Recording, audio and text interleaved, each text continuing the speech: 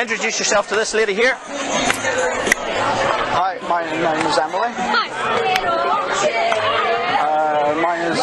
I'm Christina. So in this week's video, I'm discussing the idea that, well, you're only limited by the imagination of the person you're working with. It's not an insult to them, but if you want to know exactly what I'm talking about, then keep watching this video and find out. Hi, my name's Turan Mirza and welcome to the Feel Good Hypnosis YouTube channel.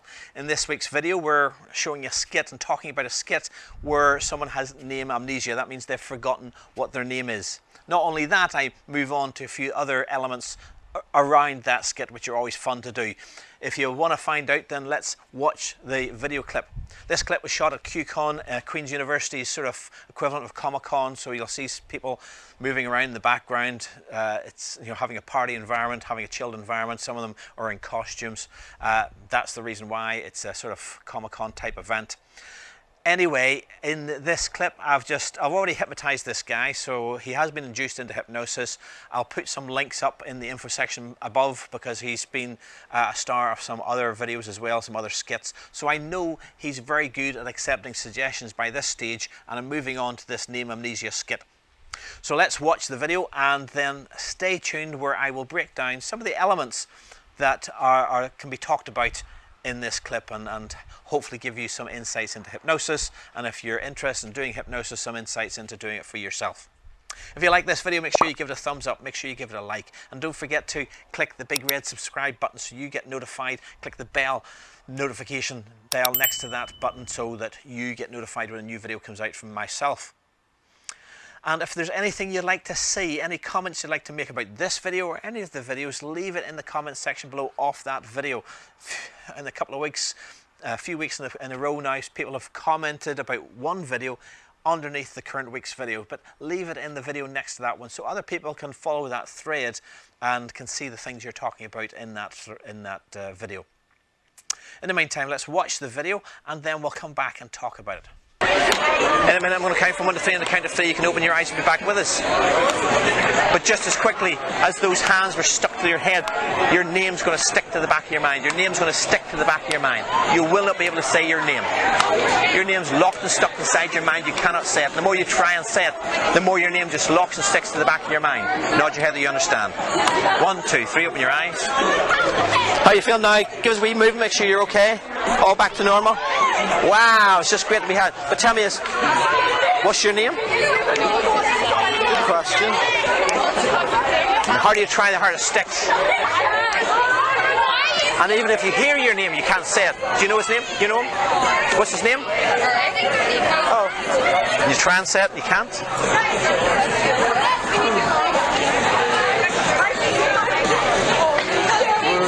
You can say your surname. Your surname is? And your first name's gone. What's your first name?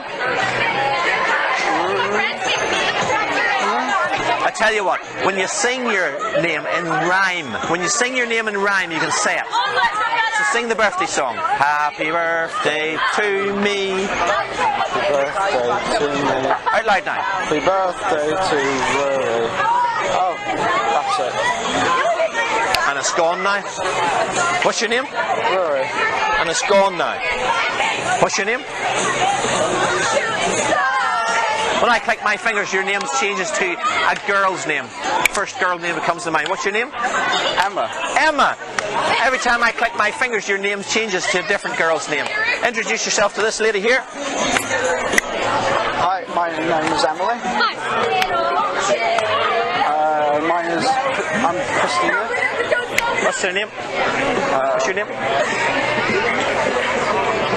I've run out of girls' names. Look at me.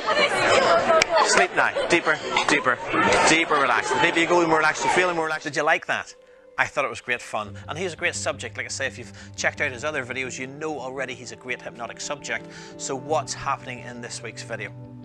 Well, I'm giving him the suggestion that when he wakes up, he'll forget his name.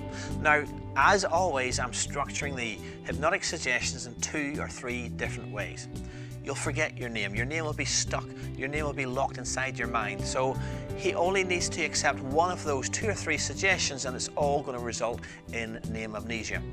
So that's the first tip about implanting hypnotic suggestions. This applies not only to street hypnosis, but also in the therapy room. Always give multiple ways of getting to the same endpoint. A bit like if you're giving directions to a location, a city or a town, you might say, well, you can go this way or you can go that way, you can cut straight through the country and go that way.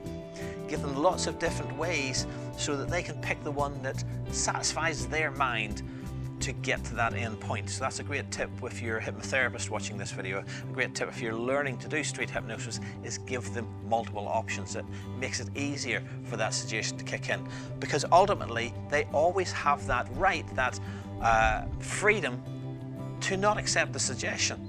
If you were to say strip down and run around the street naked, well, if they wanted to do that, they might just do that. So be careful about what you do suggest, because they might accept that suggestion. But most people will probably feel too modest to do that, and that suggestion wouldn't be accepted. So again, that's the suggestion that I made while he was in the eye closed state. Now there's no difference between eye closed state and eyes open state. I can still make suggestions, as I will talk about in a moment. I made additional and new suggestions once his eyes are open. He's still in hypnosis. It's not like he's only in hypnosis when he's eyes closed and head down on his chest. But people will then say, well, why bother just getting him to close his eyes at all? It's part of their process. It's allowing him to go deeper. If you watch his induction, again, I'll put the link to his induction up there in the info box above.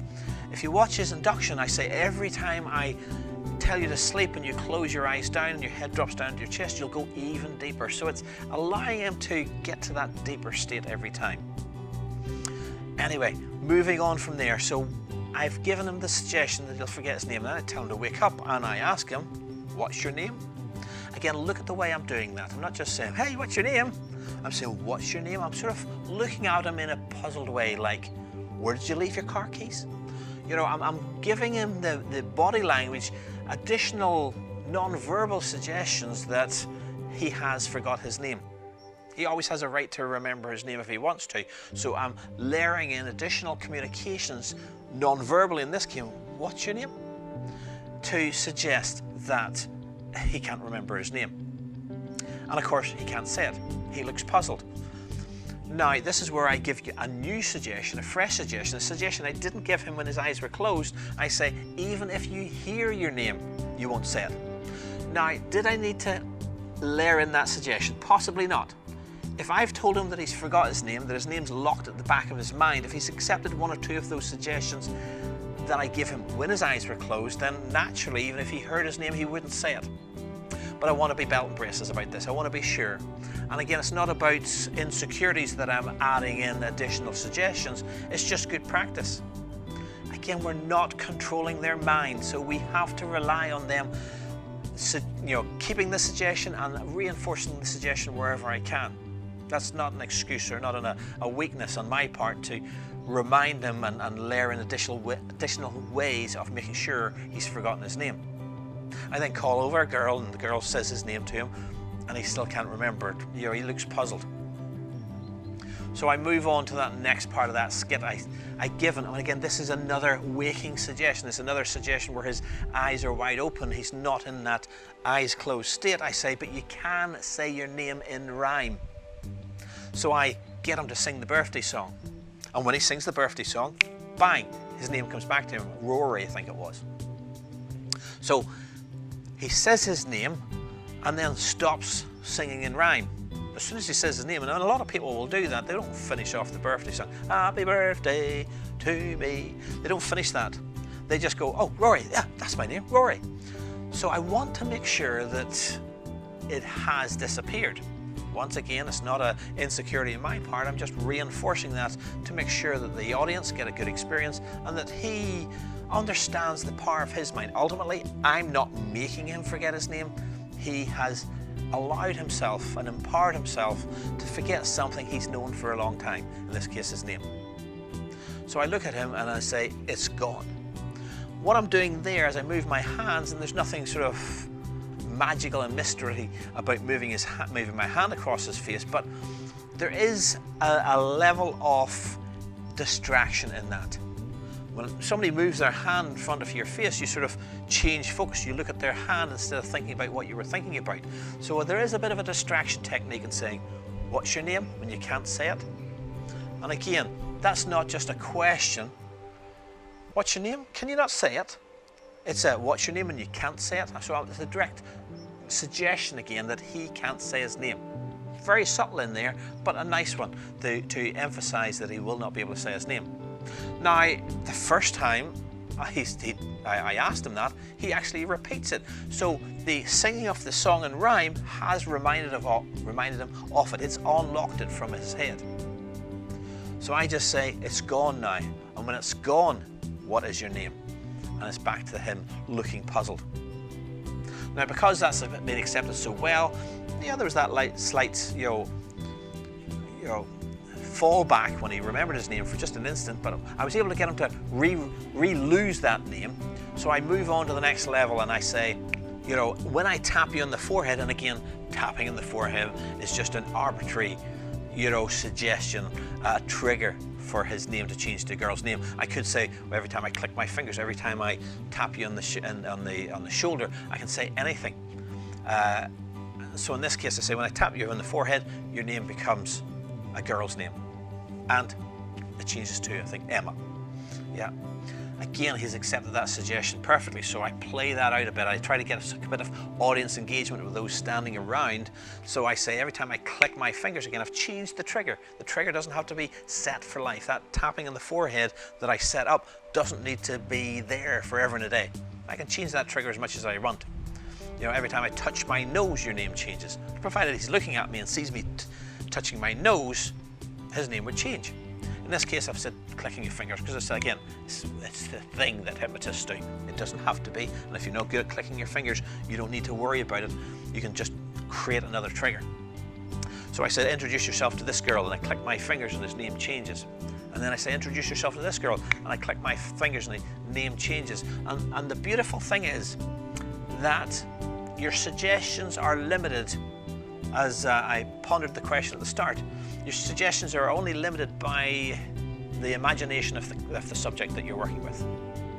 In this case, after 2 or 3 name changes, he goes, I can't think of a girl's name. So he's engaged with it, he knows what he should be doing, but his brain's now saying, think of a girl's name, and he's just answering his unconscious mind going, I can't think of another girl's name. Again, it can't be pressure on the spot to do those things, so he was a great subject. At that point, I know it's time to just drop him back into that eyes closed state and let him go a bit deeper, and as I work on and move on to the next suggestion. So I hope that makes sense, and I hope it shows you that, well, your imagination is unlimited, but in the moment, if you can't think of something, well, it's not going to work, it's not going to change. If you like this video, make sure you give it a thumbs up, make sure you give it a like. If you have any comments about this video or any suggestions for new videos, leave it in the comment section below. I always do my best to respond to your comments, and I love listening to what you think of my videos. So give us your comments. Make it positive, but give us whatever critique you want in a positive way. And if you're interested in learning hypnosis, then please connect with me. My email and my social media contact details are in the comment description section below also, so you can contact me if you want to learn hypnosis on maybe a one-to-one basis or come along to one of my classes. And if you're an existing hypnotist or hypnotherapist, but you maybe don't do straight hypnosis, or you want to learn more of the techniques that I'm talking about that maybe you weren't taught in your class, then please connect with me. I'd offer a one-to-one mentoring program, and I'd love to work with you and help you develop your skills and your techniques. In the meantime, don't forget, subscribe to my channel. It helps it grow. It shows YouTube to add it to the algorithm to share with more people, and it educates more people about this powerful tool.